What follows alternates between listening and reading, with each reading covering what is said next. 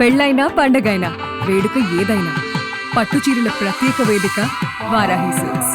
సాంప్రదాయానికి సౌందర్యానికి వారధి. నమస్కారం, నేనండి గీతాంజలి. మీ అందరి కోరిక మేరకు రామేశ్వరంలో సుమన్ టీవీ.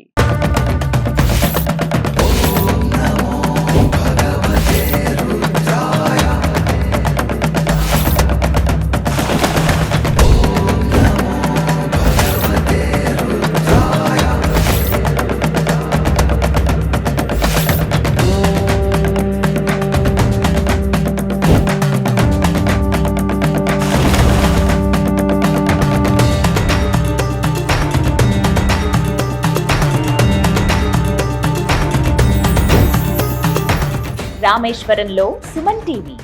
ద్వాదశ జ్యోతిర్లింగాల్లో ఒకటైనటువంటి రామేశ్వరం అత్యంత పుణ్య పవిత్ర స్థలం అండి. ఇక్కడ ఎన్నో తీర్థాలు, దర్శనీయ ప్రదేశాలు ఉన్నాయి. తీర్థాల విషయానికి వస్తానండి, ఆలయం దగ్గరలో ఉన్నటువంటి 22 తీర్థాలే కాకుండా మొత్తం ఈ రామేశ్వరంలో చాలా తీర్థాలు మనకు కనిపిస్తాయి. అయితే ఇవన్నీ కూడా రామాయణంలో ప్రస్తావన ఉన్నటువంటి వారికి సంబంధించినవి.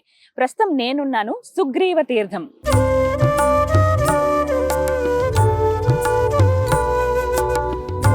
రామేశ్వరం వచ్చిన వాళ్ళు ఖచ్చితంగా దర్శించుకోవాల్సినటువంటి ప్రదేశం, తరించవలసినటువంటి ప్రదేశం అండి ఇది. సుగ్రీవ తీర్థం అని వారికి సంబంధించినటువంటి పూర్తిగా ఆయన పేరు మీద ఉంటుంది. పక్కనే సుగ్రీవుల వారి ఆలయం కూడా ఇక్కడ మనం చూస్తాము. చాలా అరుదుగా ఉంటుంది సుగ్రీవుల ఆలయం. మరి వెళ్ళి తీర్థం దగ్గర కాసేపు కూర్చుని సుగ్రీవుని దర్శనం చేసుకుందామా? రండి.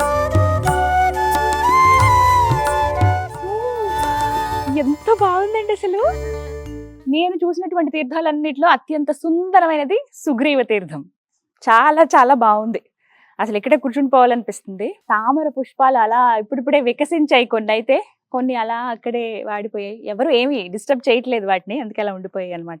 ఎంత సుందరమైన ప్రదేశమో కదా సుగ్రీవ తీర్థం. చాలా బాగుందండి. మొత్తం తామర పుష్పాలు. ఇదిగో చాలా జాగ్రత్తగా ఉండాలండి, లోతు ఎక్కువ ఉంటాయి ఇవి. ఈత వచ్చిన వాళ్ళైతే బెటర్, కానీ మనం ఎక్కువగా వెళ్ళొద్దు ముందుకి. ఇదంతా నాచు ఇవన్నీ ఉన్నాయి. కొంచెం నీళ్ళు ఇలా ప్రోక్షణ చేసుకుంటే చాలు. అది అసలు ఈ స్థలాల్లోకి రావడమే ఒక అదృష్టం. సుగ్రీవుడి ప్రస్తావన రామాయణంలో మనకి చాలా చక్కగా క్లియర్ గా ఉంటుంది. ఎందుకంటే చాలా అంశాలు ఆయనతో ముడిపడి ఉంటాయండి. వాలి సంహారం జరగడానికి కారణం సుగ్రీవుల వారే కదా.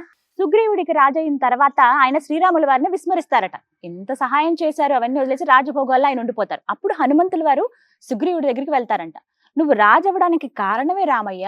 ఆయన ఎంత బాధలో ఉంటే అసలు పట్టించుకోకుండా నువ్వు అన్ని రాజభోగాల్లో ఉండి నువ్వు రాజుగా వేలుకుంటున్నావు, ఇది కరెక్ట్ కాదు కదా అంటారంట హనుమంతుల వారు వెళ్ళి. అప్పుడు అనిపిస్తుంది, నిజమే కదా, నేను ఇవాళ ఈ స్థానంలో ఇలా రాజుగా కూర్చున్నానంటే కారణమే రామచంద్రుడు. ఆయన అంత బాధలో ఉండడం, ఆ బాధను నేను విస్మరించడం తప్పే అని ఆయన తెలుసుకుని రాముల వారి దగ్గరికి వెళ్తారంట. అయ్యా నన్ను క్షమించండి, ఏదో ఇదిలో ఉండిపోయాను, నేను ఆ రాజభోగాల్లో పడిపోయాను, కానీ మిమ్మల్ని ఏదో తక్కువ చేయాలనో విస్మరించాలనో కాదు అంటే, రామయ్య శరణు జొచ్చితే ఎవరినైనా క్షమిస్తారుగా, అలా సుగ్రీవుల వారిని కూడా క్షమిస్తారు. ఆ తర్వాత జరిగింది ఏంటంటే, సుగ్రీవుల వారి గురించి ఒక మాట చెప్తారండి. ఆయన ఎంతో జ్ఞానవంతుడు అని. భూమండలంలో ఎక్కడ ఏ ప్రదేశాలు ఉన్నాయి, ఎవరెవరు రాజులుగా ఉన్నారనే విషయం ఆయనకి అన్నీ తెలుసు అనమాట. అంతటి పరిజ్ఞానం ఆయన సొంతం. అయితే అన్ని ముందు తెలియదు కదా అసలు సీతమ్మ వారిని ఎవరు అపహరించారు, ఎక్కడికి తీసుకెళ్లారని. అసలు కనుక్కున్నదే, తెలిసిందే సుగ్రీవుడి వల్లట. అలా ఆ విషయం తెలిసిన తర్వాత ఇక మొదలు పెడతారు అన్ని పనులు. అప్పుడు ఆయన అనుకుంటారు, నిజమే, నా వంతుగా నేనేం చేయాలి రాముడికి, ముందు నా వానర సైన్యాన్ని అంతా తీసుకొస్తానని చెప్పి మొత్తం సైన్యం అంతా ఆయన ఆజ్ఞతోనే, ఎందుకంటే రాజు ఆయనే కదా ఆ ప్రాంతానికి, సుగ్రీవుడి ఆజ్ఞతో మొత్తం వానర సైన్యం అంతా వస్తారు. రామసేతు నిర్మాణం జరగటం కావచ్చు, వాళ్ళ సాయంతో ఎంత జరుగుతుంది, వెళ్ళి సీతమ్మ వారిని తీసుకురావడం. అయితే ఈ తీర్థం సుగ్రీవుల వారి తీర్థం అండి. ఆయన రాజు కదా, మొత్తం వానర సైన్యం అంతా వచ్చారు. మొత్తం వారు కొన్ని రోజుల పాటు జరిగింది కదా నిర్మాణం అంతా కూడా రామసేతు. అయితే ఆయన రాజు మొత్తం ఆ రాజ్యాన్ని వదిలేసి ఇక్కడికి వచ్చారు కాబట్టి రోజు ఆయన సంధ్యావందనం చేసుకోవాలి, స్నానాదులు ఆచరించడానికి అని చెప్పి వానరులందరూ కూడా ఒక బావిలాగా ఒకటి తవ్వుతారనమాట. అదే ప్లేస్ అండి ఇది, అదే ఈ తీర్థం అనమాట. ఇందులోనే ఆయన స్నానాలు ఆచరించి దాంతోపాటుగా సంధ్యావందనం చేయటం, అలాగే ప్రాతకాలంలో సూర్యోదయంలో సూర్యుడి వందనం చేసుకునేవాళ్ళు అనమాట. అప్పుడు వినియోగించినటువంటి ప్రదేశమే ఇది, ఇక్కడే. అందుకనే పర్టికులర్గా ఆయన పేరు మీద మనకు కనపడుతుంది సుగ్రీవ తీర్థం అని. అంతేకాదు, ఎక్కడ మనం చూడని విధంగా సుగ్రీవుల వారికి ఆలయం కూడా ఉంది ఇక్కడ.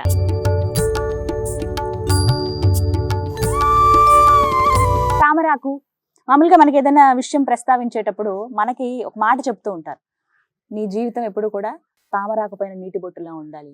అంటే దేని మీద వ్యామోహం పెంచేసుకోకు, ప్రతిదానికి అటాచ్ అయిపోతూ ఉంటాం, కొన్ని వదలలేము మనం. కానీ కొన్ని చోట్ల మరీ ముఖ్యంగా ఈ జీవితం పైన మనం ఎప్పుడు మమకారం ఉంచుకోవద్దు అని అంటారు.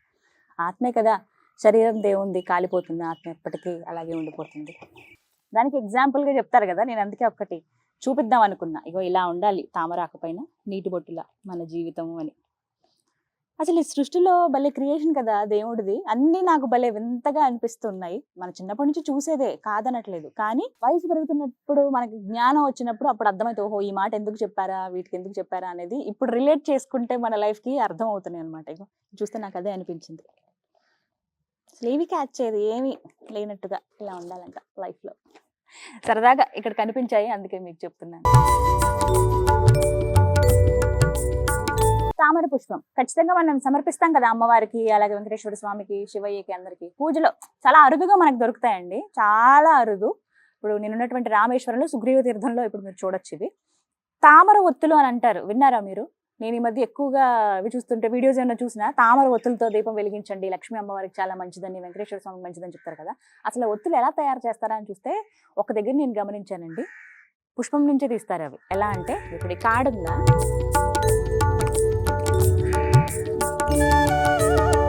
అనిపిస్తుందా మీకు? ఎక్కువ సేకరించి ఒత్తులు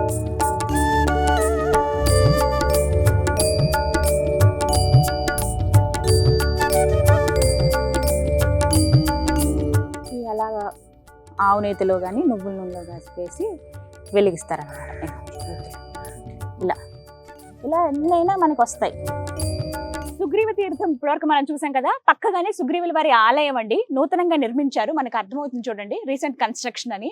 బుజ్జి టెంపుల్ వచ్చి దర్శనం చేసుకోవచ్చు. ప్రస్తుతానికి లాక్ ఉంది. మనకి ఏంటంటే ఇప్పుడు సమయం దగ్గర దగ్గర 3:15 అవుతుందండి. 5 గంటలకు ఆలయాన్ని ఓపెన్ చేస్తారట చెప్పారు. అయితే ఇక్కడి నుంచి కూడా మనం దర్శనం చేసుకోవచ్చు. వచ్చిన వాళ్ళకి ఎలాంటి ఇబ్బంది అవ్వకుండా తీర్థం చూసుకుని ఇక్కడ సుగ్రీవుల వారిని దర్శించుకుని వెళ్ళొచ్చు. రాజు కదా ఈ ప్రాంతానికైనా. నిత్యం ధూపదీప నైవేద్యాలు అయితే జరుగుతున్నాయి. ఇగో ఇక్కడ యాగం చేసినట్లుగా మనకి గుర్తు కూడా కనిపిస్తుంది. హోమగుండం ఏర్పాటు చేశారు. కాసేపు ఇక్కడ కూర్చుంటే అక్కడ కూర్చున్నా కూడా మనకు కనిపిస్తుంది అనమాట. భలే ఉంది. చిన్నగా ఉన్నారు సుగ్రీవుల వారు, దండలవి వేశారు, పంచ ఉంది, కిరీటం లాగా క్లాత్ తోటి అలా పెట్టారనమాట. ప్రపంచంలో మీరు ఎక్కడ చూసుంటారండి, చాలా అరుదుగా ఉంటుంది. మనకి రామేశ్వరంలో అయితే సుగ్రీవ ఆలయం కూడా కనిపిస్తుంది. మీరు రామేశ్వరం వస్తే అస్సలు మిస్ అవ్వద్దండి. ముఖ్యమైన ప్రదేశాలు ఇవన్నీ కూడా. చిన్న చిన్నవే కదా అని అనుకుంటాం, కానీ తర్వాత వెళ్ళిపోయే కనిపిస్తుంది, అరే చూడలేదే అని. అలా అనుకోకుండా రామపాదం చూసుకుంటూ వస్తున్నప్పుడు మీకు అన్ని కుటీరాలు కనిపిస్తాయి. అక్కడ పక్కనే తీర్థాలు అనమాట. ముఖ్యంగా మనకి సుగ్రీవుల వారికి ఇక్కడ కుటీరం, తీర్థం రెండు చూడొచ్చు. ఇంకా కొంచెం ముందుకు వెళ్తే గనక అంగదుడి తీర్థం కనిపిస్తుంది, జాంబవంతుడి తీర్థం కూడా కనిపిస్తుంది. వాటికి సంబంధించిన వీడియోస్ కూడా నేను చేశాను, ఎక్కడ ఏంటి అనేది. తప్పకుండా అవి కూడా చూడండి. రామేశ్వరం ట్రిప్ మీరు వచ్చినప్పుడు ఈ ప్లేసెస్ అస్సలు మిస్ అవ్వద్దు. శ్రీరామలింగేశ్వర హర హర మహాదేవ. నమస్తే.